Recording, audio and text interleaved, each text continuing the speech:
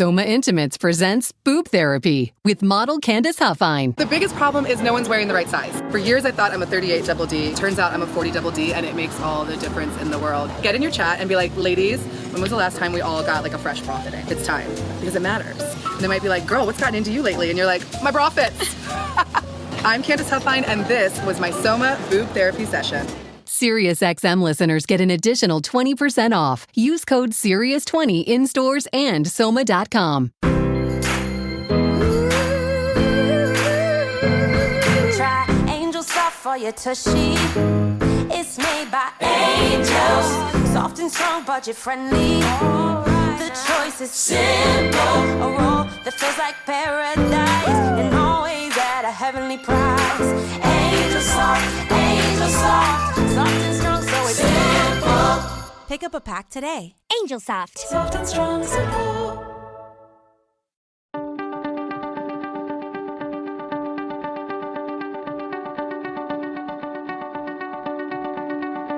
The idea of college sparks different thoughts for all of us. You might think of the Greek life on campus or the 8 a.m. class you never wanted to get out of bed for. With thousands of higher education institutions set up across the country, many of us drive past these schools all the time. But Darren Lipomi says many people don't realize that these schools offer so much more than classrooms and cafeterias. Most people live within a few tens of miles of a university. And when they drive by it, they may think that it's a place where people go to get an education. That's 100% true, but it's so much more than that. So when a student goes to a university, they spend a lot of time on the first two floors where all the classrooms are, maybe not appreciating that the upper floors are all labs. And what happens in the labs? Well, the federal government spends about last year 0.8% of its total budget on university and university-like research. And public funding of research since World War II, by some estimates, say that it's responsible for 50% of all growth. So you wouldn't have medicines, you wouldn't have advanced drilling techniques, you wouldn't have environmental remediation, you wouldn't have AI and the internet without public funding of basic science. Lipomi is a professor and chair of the Department of Chemical and Sustainability Engineering at the University of Rochester. He details the inner workings of university research in his new book, Science Nonfiction: Behind the Scenes in University Research. Lipomi hopes it helps everyday people become part of this dialogue, since the products of university research affect us all. And a major part of this conversation is funding. While there are a few different sources, MIT President Sally Kornbluth says the federal government is the largest funder of university research. It's far and away our largest source of funding, particularly for the kind of discovery research or fundamental curiosity-driven understanding-based research that is done at universities. We do have generous philanthropists, we do have foundation funding and industry funding, but they can't touch in magnitude the dollars from the federal government. Meaning any cuts in federal funding are difficult to replace. And even with the government providing up to 60% of all academic research and development funding, grants aren't as easy to get as you may think. When I apply for funding, I usually set aside several hours of the weekend for a month, and I write a proposal. And that proposal that is submitted to the Department of Energy, National Science Foundation, National Institutes of Health, then undergoes a review process. And that review process can take 6 to 9 months, sometimes longer. During that time, a panel of experts read through the proposals and give each one a final rating. And in the end, maybe 10 to 15 or fewer percent of the proposals submitted to that panel actually get funded. I have submitted maybe 100 proposals in my 14 years as a professor, and maybe 15 of them have been funded, maybe 15 to 20. So maybe I'm slightly above average, but not significantly above average. Research grants support much more than people often realize. A portion of the money is allocated to the indirect costs of research, meaning the university's operating costs of maintenance, utilities, and administrative support staff. And not only do grants cover direct costs like the lab equipment, supplies, publishing fees, and necessary travel, but they also serve as the salaries for people working on the project. University research is done not by the professor, but by the trainees in the lab.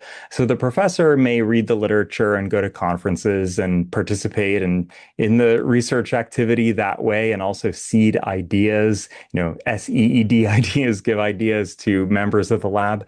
But the vast majority of the time in chemistry, biology, engineering, they're not in the lab doing the experiments themselves. That work is done by mostly graduate students, a PhD, and to a lesser extent, master's researchers. As well as postdoctoral scholars, which are like the medical residents of academia. As Lipomi details in his book from his own personal experience, it's grueling work. The hours are long and the expectations can be set higher than what's possible to achieve. That's not to mention the normalized power dynamics that can teeter on the edge of abuse.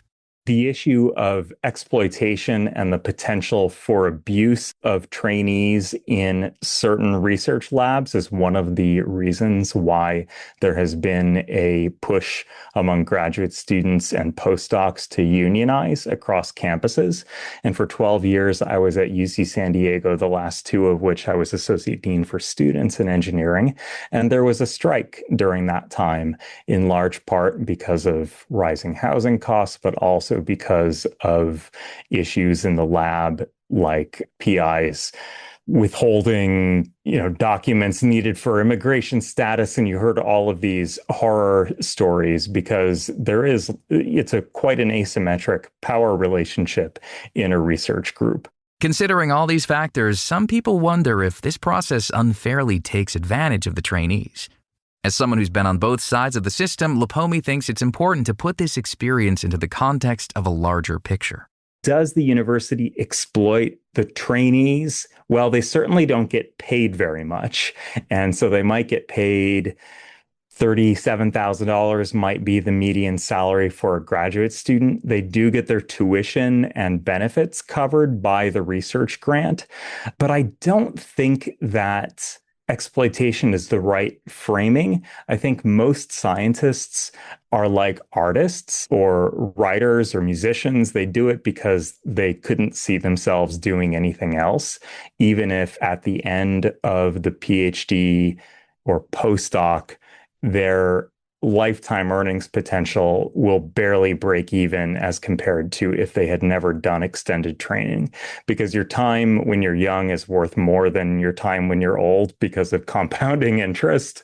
But that's also true for knowledge, because knowledge compounds. So if you spend 40 to 60 hours a week doing research, you're able to learn more farther along in your career because you're starting from a higher baseline. That's the way I think about it. While it's proven to be an effective model, it's not the only way to structure this system.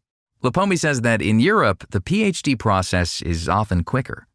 This faster time frame often means more financial stability for the grad students. What's nice in the European system is that you have to commit to the financial support of the PhD student as part of the grant. So the grant might contain 4 years of funding for a grad student, and that is locked in, rock solid. Whereas a National Science Foundation grant in the US is 3 years, and the median PhD experience is about 5.5 or so years. So you have to cobble together different sources of funding, which can also change the research trajectory of the student receiving that funding, because the mandate of their funder may have changed because their funder may have changed. And so that does throw a complication into the mix. Federal funding has been experiencing some major disruptions over the last few years that have made this process even more complicated. Join us next week as our experts explain how these changes are affecting students, science, and the future of technology. You can find more information about Sally Kornbluth, Darren Lipomi, and all of our guests on our website, ingoodhealthpodcast.org. For more behind the scenes, follow In Good Health Pod on Facebook, Instagram, and X. Our lead producer is Kristen Farrah. Our production manager is Jason Dickey. I'm Greg Johnson.